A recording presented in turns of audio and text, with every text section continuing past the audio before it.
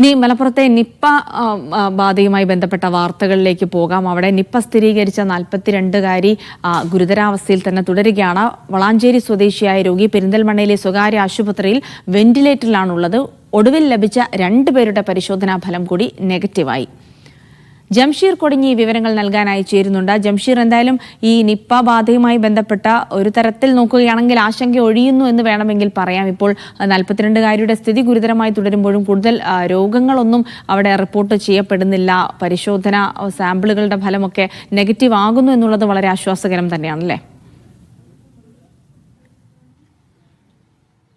തീർച്ചയായിട്ടും ജിൽസി, ആശ്വാസകരമായ കാര്യം തന്നെയാണ് നിപ്പയുമായി ബന്ധപ്പെട്ട് മലപ്പുറത്ത് നിന്ന് നൽകാനുള്ളത്. കാരണം ഈ നിപ്പ ബാധിച്ച് ചികിത്സയിലുള്ള അവർ ഗുരുതരാവസ്ഥയിൽ തുടരുകയാണെങ്കിൽ പോലും മറ്റുള്ളവരിലേക്ക് രോഗം പടരുകയോ അല്ലെങ്കിൽ മറ്റൊരു കേസ് റിപ്പോർട്ട് ചെയ്യുകയോ ചെയ്തിട്ടില്ല എന്ന് മാത്രമല്ല, ഈ പരിശോധനാ ഫലങ്ങളൊക്കെ തന്നെ നെഗറ്റീവ് ആകുന്നു എന്നുള്ളതും ഏറെ ആശ്വാസകരമാണ്. ഇന്നിപ്പോൾ പരിശോധനാ ഫലം വന്ന 2 പേരുടെ പരിശോധനാ ഫലവും നെഗറ്റീവായിട്ടുണ്ട് എന്നുള്ളതാണ്. ഇതോടെ 49 പേരുടെ പരിശോധനാ ഫലമാണ് മൊത്തത്തിൽ നെഗറ്റീവായിട്ടുള്ളത്. 40 പേരെയാണ് പുതുതായി ഇപ്പോൾ സമ്പർക്ക പട്ടികയിൽ ഉൾപ്പെടുത്തിയിട്ടുള്ളത്. ഇതോടെ 152 പേരാണ് ആകെ സമ്പർക്ക പട്ടികയിൽ ഉള്ളത് എന്നുള്ളതാണ്.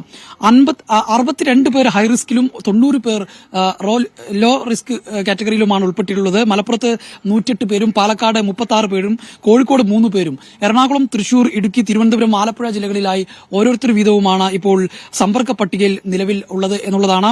അതോടൊപ്പം തന്നെ 8 പേർ ഈ നിപ്പയുമായി ബന്ധപ്പെട്ട് ചികിത്സയിൽ കഴിയുന്നുണ്ട്. ഇതിൽ 2 പേർ ICUവിലും കഴിയുന്നുണ്ട് എന്നുള്ളതാണ്. അതോടൊപ്പം തന്നെ ഈ നിപ്പ ബാധിച്ച രോഗി അവരുടെ നില നേരത്തെ പറഞ്ഞതുപോലെ തന്നെ ആരോഗ്യനില ഗുരുതരമായി തുടരുകയാണ് എന്നുള്ളതാണ്. അവർ പെരിന്തൽമണ്ണയിലെ സ്വകാര്യ ആശുപത്രിയിൽ ഗുരുതരമായി തുടരുകയാണ് എന്നുള്ളതാണ്. ഈ ഹൈറിസ്ക് പട്ടികയിൽ ഉൾപ്പെട്ടിട്ടുള്ള 13 പേർക്ക് പ്രൊഫൈലാക്സിസ് ചികിത്സ നൽകി വരുന്നുണ്ട് എന്നുള്ളതാണ്. ഏതായാലും ഈ നിപ്പയുമായി ബന്ധപ്പെട്ട നിലവിലെ സാഹചര്യത്തിൽ ആശങ്കപ്പെടേണ്ട ഒരു സാഹചര്യം ഇല്ല എന്നുള്ളത് തന്നെയാണ് ആരോഗ്യവകുപ്പ് നൽകുന്ന നിർദ്ദേശം. കൃത്യമായ ആരോഗ്യവകുപ്പിന്റെ നേതൃത്വത്തിലുള്ള പരിശോധനകളും മറ്റുമൊക്കെ നടന്നുകൊണ്ടിരിക്കുകയാണ്. ഈ ചികിത്സയിലുള്ളവർക്കെല്ലാം തന്നെ കൃത്യമായ ചികിത്സയും നൽകി വരുന്നുണ്ട്. നിലവിൽ ഈ രോഗി, അതായത് രോഗം സ്ഥിരീകരിച്ച രോഗിയുടെ നില ഗുരുതരമായി തുടരുന്നു എന്നതൊഴിച്ചാൽ മറ്റു ഭയപ്പെടേണ്ട സാഹചര്യം ഒന്നും തന്നെ നിലവിലില്ല എന്നുള്ളത് തന്നെയാണ് ആരോഗ്യവകുപ്പ് നൽകുന്ന നിർദ്ദേശം. ജിൽസി.